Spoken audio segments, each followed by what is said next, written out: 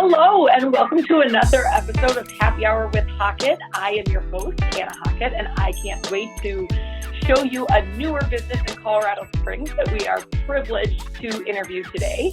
Before I get into that, and we get into the drinking aspect of the show, which is usually the best portion, I do have to give a little plug to the Colorado Springs Rising Professionals.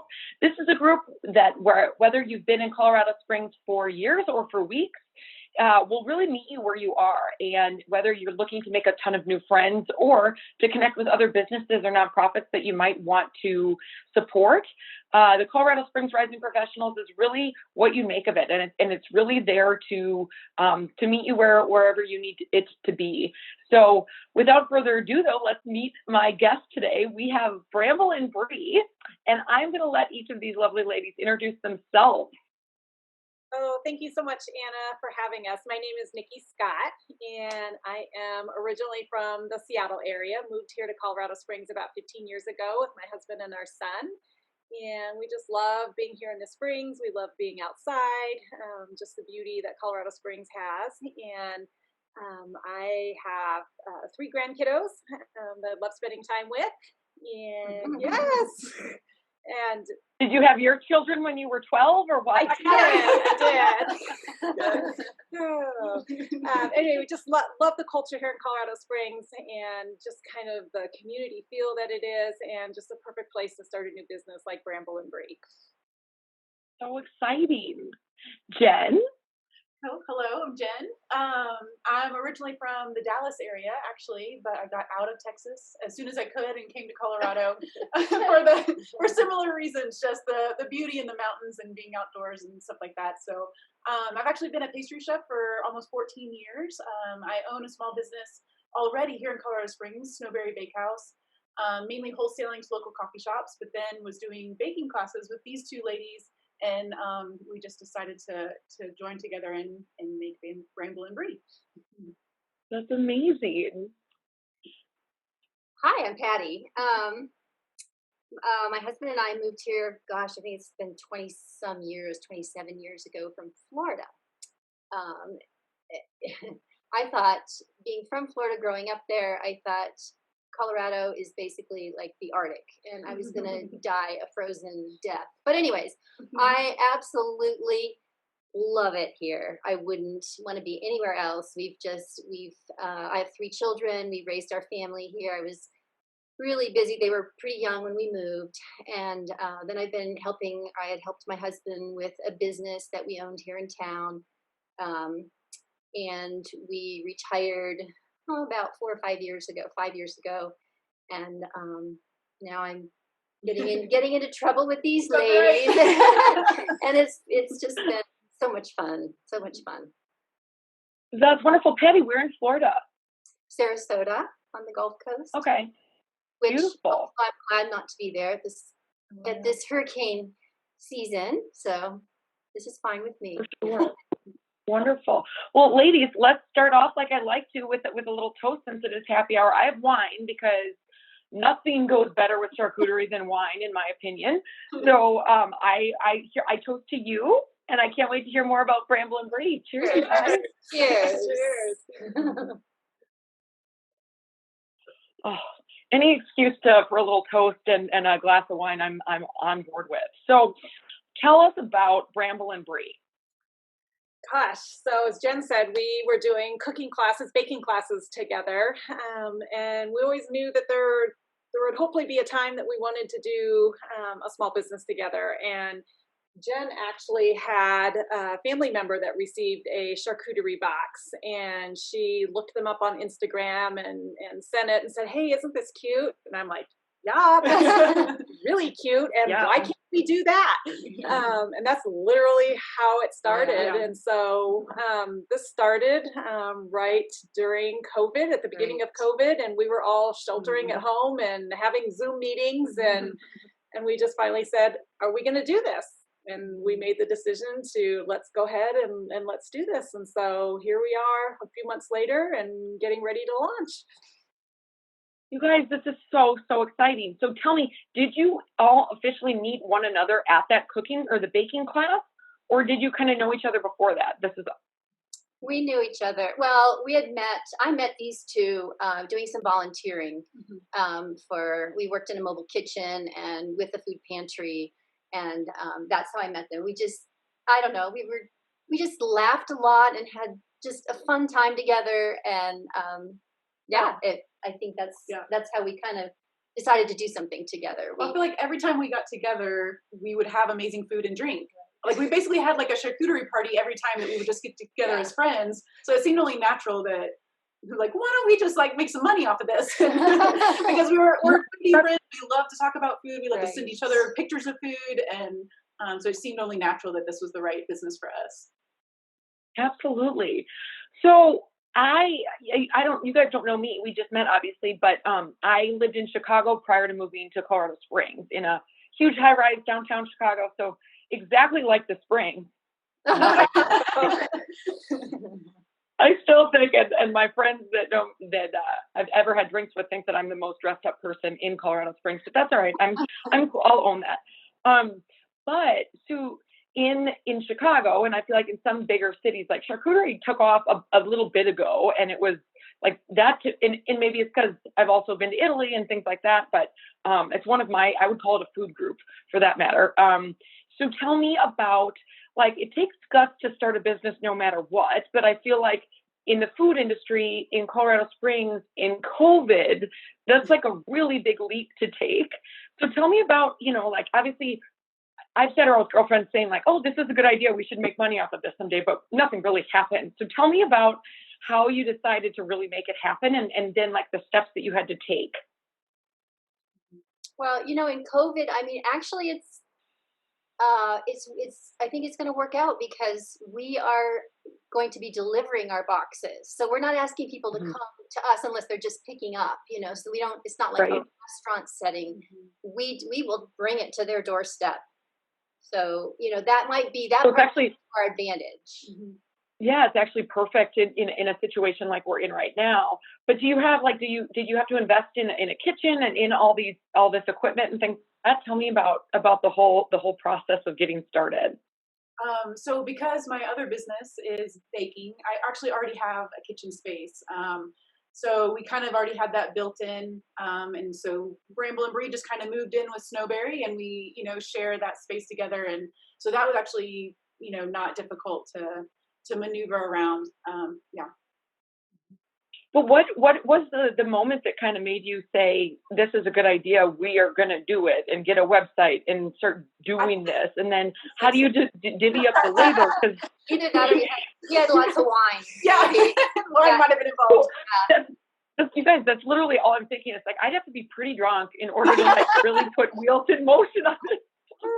We actually, we talked about it over Zoom meetings during stay at home. And then kind of when it went to safer at home, we're like, okay, let's get together face to face and really say, are we going to do this? And so we met at Patti's house, spread out over her deck outside so we could be safe. And because I'm such a control and organizational freak, I had little binders for everybody. I was just going to say, if you either had spreadsheets and iPads or binders for everybody. I like it.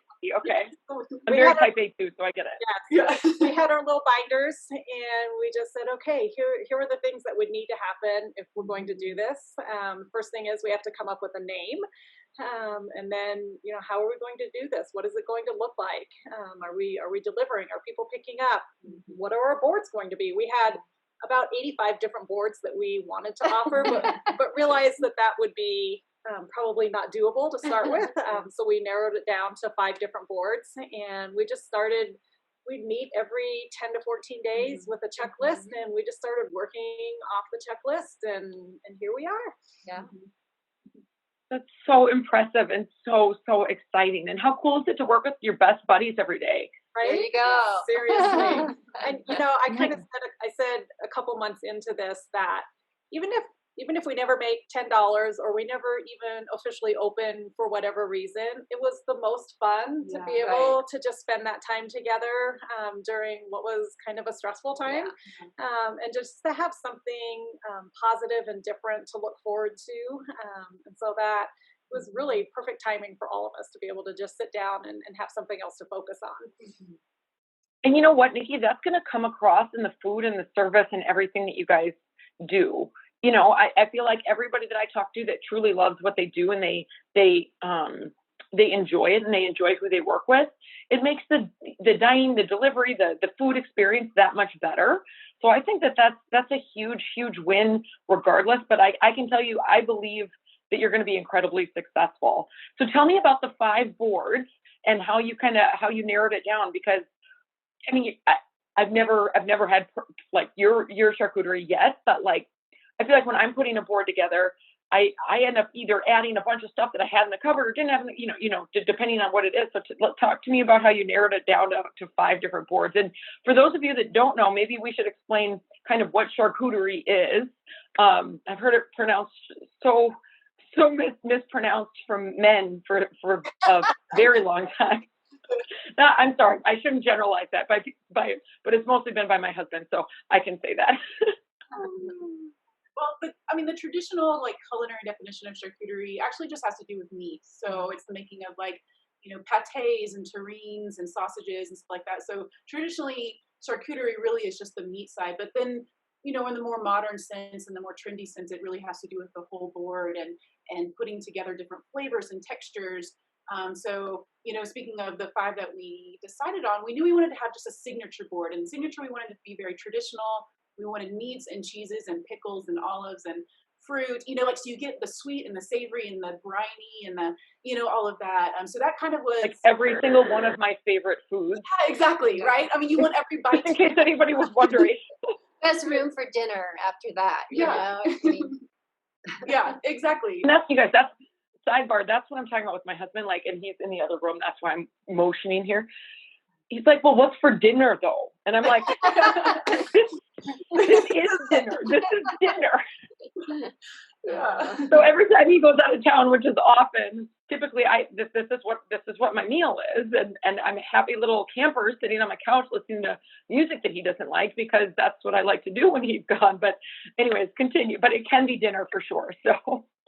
Yep, absolutely. And so then we felt like, another way that people are enjoying charcuterie boards is also brunch, kind of in the mid-morning time. So we actually came up with 2 different brunch boards, more of a European that still has the meats and the cheeses, but maybe a little bit funkier cheeses. Like we have a blue cheese on our European brunch board.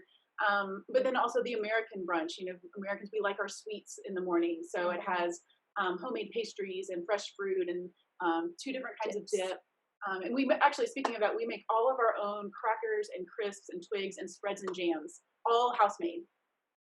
That's incredible. Yeah. People are going to go nuts for that, myself included. I mean, Patti, now, are you doing sourdough crackers? Literally, people are begging for that. Yeah. Like there's crack in the crackers. I'm excited. That's what we call them. That's right. We call them crack crackers. What's the special there, Patti? What's in them that makes them so? Honestly, they're so. I mean, a cracker just doesn't have that much to it, but this is made with sourdough, so there's just a little tang to it, and then I put a lot of different kinds. We do a rosemary garlic, a lemon. Sometimes you do like the bagel, right? Everything bagel. Bagel. There's just all different kinds that we make. So they really are. They're light and crispy, and they're different. I can't. It's hard to describe. You have to taste one. Well, everybody has to try them. That's the whole point of getting the word out about you guys. Guys, you make me so hungry. That's okay. Yeah. We also have a board that we didn't talk about, I guess. And that one has the meats and the cheeses, but it also has a lot of like chocolate and macarons in it, which Niki makes. And a cherry Cabernet jam. So things like that are really unique, and it has a really cool look. Can I ask? Go ahead. Yeah. Say that one more time. I think the date night board has a really fun look because it has lots of dark browns and purples. It has a really unique kind of just look to it. It's very dating. A little bit more romantic. I like that. Yeah. And maybe I could convince my husband that board would be a meal. I don't know. Yes. Well, I mean, it has all your food groups and it has dessert and sweets on it too. Right. So it covers Exactly. Yes. And then okay, you have the 2 breakfast or brunch themed, and then you have the typical kind of American or the typical traditional one. And then what about and then you have the date night one, and then what's the other one? So the last one is what we call our picnic box. And it is just kind of a fun, quirky, kind of a different take on charcuterie. So we have a beer cheese dip in it. We have some dill pickle hummus. We have some homemade mini naan breads in there. Patti makes the most incredible, we call it Patti's party mix. It's like Chex Mix on steroids. Yeah, so good. And it is also laced with crack. There you go. Once you start eating it, you can't stop. Everything Patti makes has drugs in it. Apparently. Yeah, it's just a really fun board. It's just different. We put some really fun napkins with it, and just. It sounds like maybe it's a good starter for people that don't maybe like some of the more interesting cheeses and meats and things. Like I think about, so I grew up in Wisconsin. In Wisconsin, it's Ritz crackers, summer sausage, and cheddar cheese. That's just, or cheese curds if you're lucky and someone went to the deli that day. So maybe this would be a really good starter for people that aren't quite ready for the different cheeses or the meats that they're not 100% sure of yet. But that could be a really nice lead in to trying more stuff. Absolutely. That's good. So where are you getting the cheeses and meats and stuff like that? Because I know that like there's a place I used to go to in Chicago all the time, and their big thing was they got everything from Italy. But now I feel like even the imported cheeses and stuff, it's a little bit tougher to get them with COVID and with everything else going on. So do you guys order from a specific grocery store? Do you have an in with some sort of a distribution for the meats and the cheeses or anything that you're using? So we're just kind of shopping locally here. We have set up a wholesale account with one cheese vendor, so we're still working through that. But I mean, even today, we're here at my house, and upstairs in the kitchen, we have 4 or 5 different cheeses out on a board warming up that we're going to try when we're done here. We're just continuing to try and source different cheeses. Trader Joe's has some amazing cheeses there. So They do. We've gotten quite a few from there, but again, we're not limiting ourselves to just one cheese. There's just too many good cheeses out there to try. So we're constantly sourcing and trying new cheeses. For sure. And Whole Foods, I feel like in even King Soopers, at least the one near my house, has an amazing cheese and olive selection. The olive deal, the bar isn't open right now, but even more of a reason then to get a board from you guys, because the olive selection has been the thing that's been a little bit tougher for me because they used to have this huge olive bar. I think Whole Foods did too, and they had to shut it down during COVID. So I think that's another good thing, or not good thing, but thing that you can provide if you can find different types of olives and things like that. So for sure. Yeah. And that's super exciting. So tell me about your families and what they think of this. What do your husbands think of this? He's pretty happy when it's sample day, or when it's baking day, and we're doing a lot of baking. I think maybe at one point he kind of reached his limit on charcuterie for dinner. But we'll bring him in and say, hey, would you order this, for your wife, which is me? Would you order this, and pay this much money? And he's like, yes, amazing. And then you're like, here's some lasagna. I'll give you a full meal. Just lasagna. But he, he has. I'll say, we're just doing. It's too hot to cook. We're just going to have a charcuterie platter tonight, and we'll sit on the back deck, and we are perfectly happy doing that. Right. It's the best. That's like I'm saying, you girls are my jam. I love it. Yeah. And then, Jen and Patti, how about you? The big thing is just to keep your hands out of the cracker, the cracker tray. It's like, no, that's for the business. That's not for you. So we're baking and making some of our sauces and all of that. And they do. I know he loves to try to try things, but sometimes I have to make sure that he stays out of it. And absolutely. Well, it's like with my husband, he was like a huge handful of Marcona almonds. Is that what they're called? Yeah. And like those are like delicate. You're supposed to eat one at a time. He had a handful of them, and I go, "What are you doing?" Then he like shoved it. I was like, "No, those are the good nuts. You don't eat them. They're expensive." Oh gosh, that we make some of our own sweet nuts and spice nuts, and I had made a sweet one and had them in a little container in the pantry, and I went in one day. I'm like, where did the nuts go? He's like, oh, those really good, tasty, sweet ones? Yeah. I'm like, yeah, those ones. Gone. Oh, that's too good. That's funny. But oh my gosh, you guys, I'm so excited for you and so excited to try it. So I just was telling a friend, we're doing a birthday thing for her at the end of October, but I said, hey, I'm going to do this because I'm talking to these gals today. So I'm going to bring, because you guys are launching the website. I guess we should get back to business. Launching the website next week. Yeah, fingers crossed. We got our second draft back yesterday, and we sent just, the list of notes is getting smaller, which is great. And so we're getting there to where we are, so close, so close. That's so exciting. Well, I can't wait. Tell everyone where they can get it and where to follow you and keep learning more and more about Bramble and Brie. Yep. So our website will be very simple, brambleandbrie.com. Our email is just as simple, brambleandbrie@gmail.com. And our Instagram is @brambleandbrie. So I love it. And you said the website hopefully next week, let's just say October, maybe early October. And will you be able to order for delivery and pickup on the website? Yes, you'll be able to choose a delivery. Our kitchen will be open Thursday through Sunday. So we'll be closed Monday, Tuesday, Wednesday.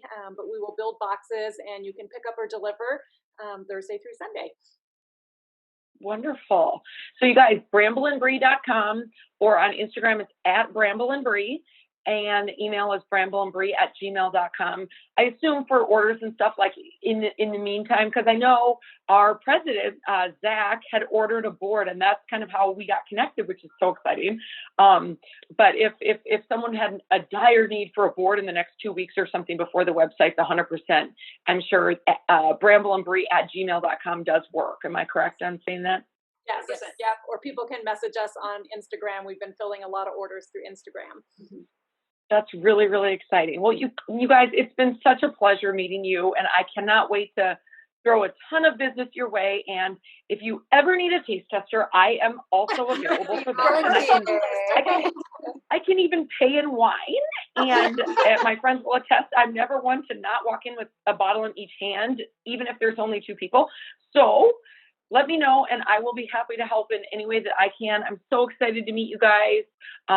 You're great, and this has been so much fun. So thank you so much. Thank you. Thank you, Anna. Thank you so much. All right, cheers, you guys. Cheers.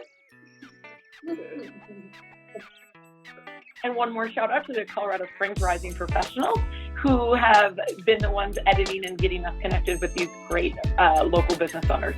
Thanks, everybody. Okay, bye. Bye-bye.